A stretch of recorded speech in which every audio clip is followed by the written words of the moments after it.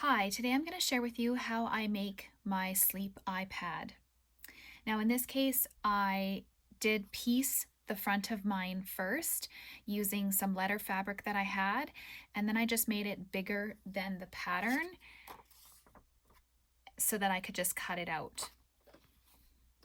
But for my sample here, I'm just going to show you with this front fabric, my thin batting, my back fuzzy fabric, and the elastic. Now I like to use this thicker elastic rather than a super thin elastic because this feels a little bit more comfortable over my ears than the fine thin elastic, but that's up to you.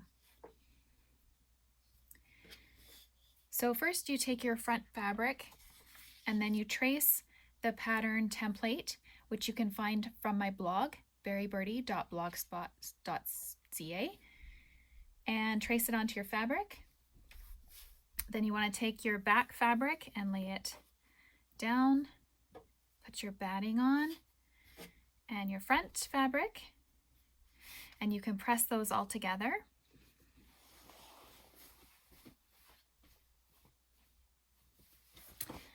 Once they're pressed together, you can pin them if you like, just to hold them in place.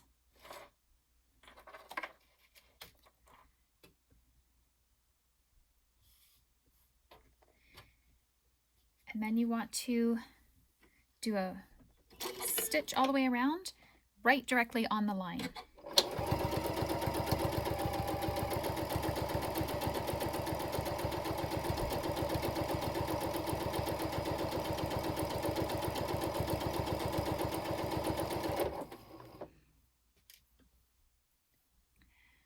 Once you've stitched all the way around, then you want to take some sharp scissors and cut very close to that stitch edge, as close as you can without separating those stitches.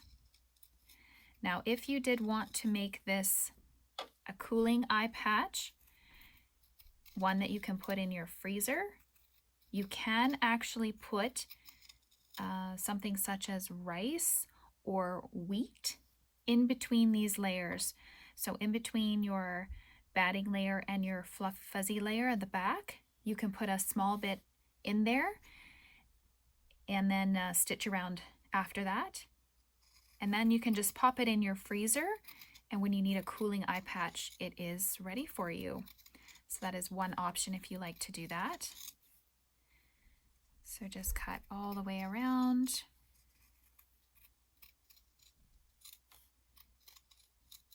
And this helps so that when you're putting on the binding, everything stays in place exactly where you need it to stay. Perfect. So that's ready. And then you want to take your elastic and you're going to stitch it to the back. You can find the marking on the template, but just on either side.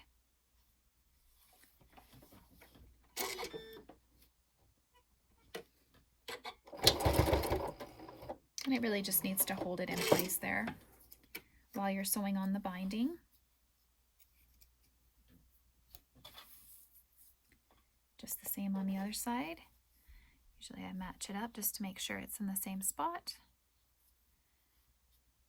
Looks good. Just make sure your elastic is straight and not twisted up.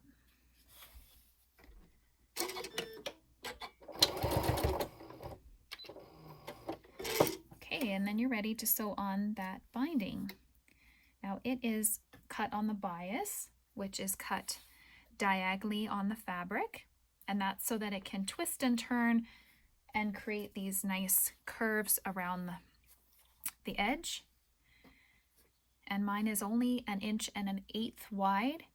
If that is a little bit hard for you to use, you can do 1 1/4 inches, but I wouldn't recommend much wider than that.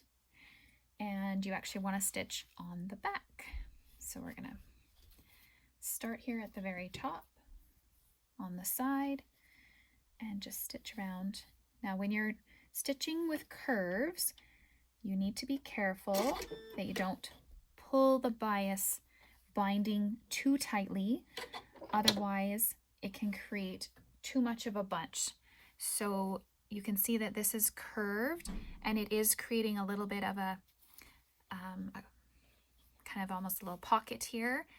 And that is good because it fits over your eyes, but you don't want it to be too much.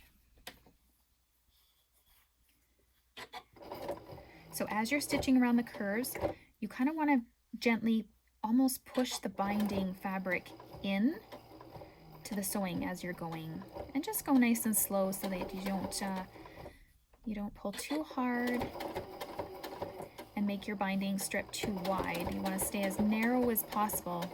I'm doing about a 1/8 of an inch seam here.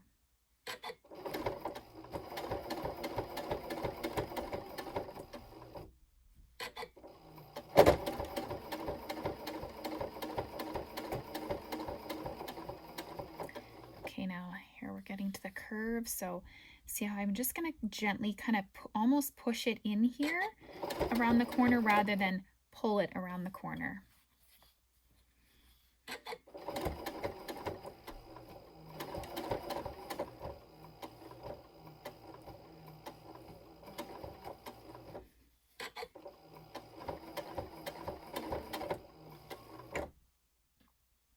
Now once you get to the inside curve, you're going to need to do the opposite. Rather than kind of bunching it around, you actually kind of need to just pull it just slightly in the inside curve, just so you don't end up with too much fabric in that inside spot there.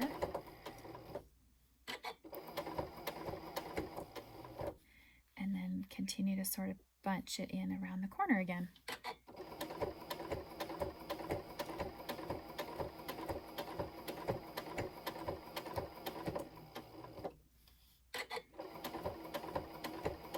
You want to go all the way around,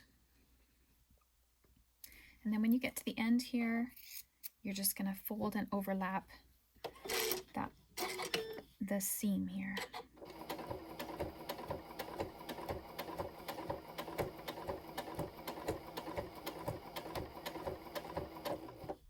So you're just going to fold back this piece, your starting piece, and then just overlap it.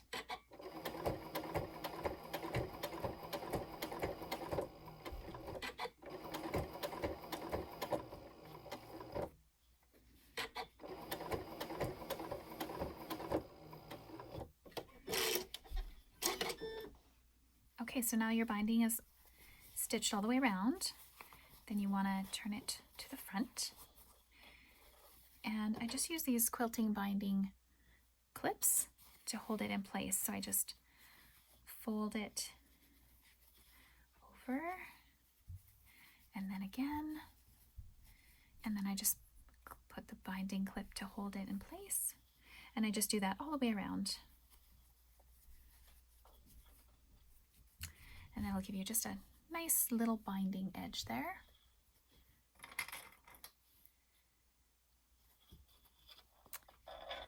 Once you have your binding clips all the way around, then you're ready to stitch it down. Now you may want to trim a little bit where the seams meet and put a clip there to hold it nice and firm. I don't usually start at that point, but I usually start somewhere fairly close to there. And then just top stitch all the way around. And just be careful your elastic isn't getting caught in your stitches underneath.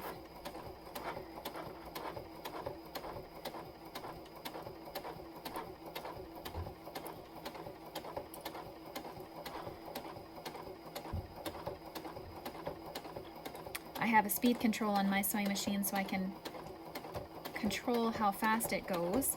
But if you don't have that, you can always put a book or something underneath your presser foot so that it only goes down as far as the book goes down. That's one way of creating a speed control. It is nice if you don't want it to go too fast around something like this.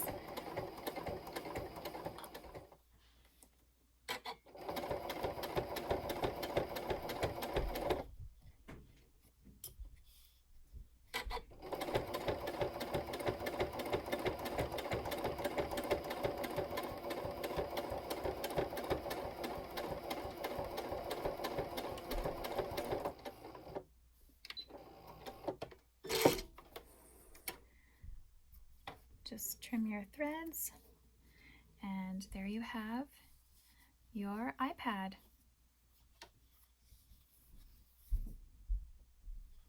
They're perfect for gifts, for stocking stuffers, and you can find my pattern on my blog.